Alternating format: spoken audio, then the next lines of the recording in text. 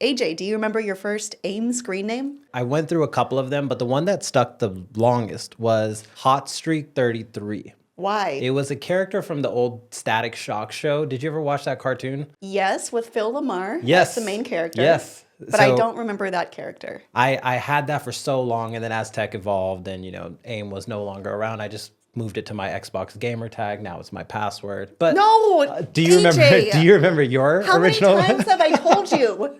Stop telling people your password. They don't know which letter's capitalized. It's fine. They'll figure it out. It's not that hard. Do you remember your original AIM name? My cousin told me, if you don't know a name, just put the word Lil first and then your name. Yes, but my name is Kim, so that's Lil Kim.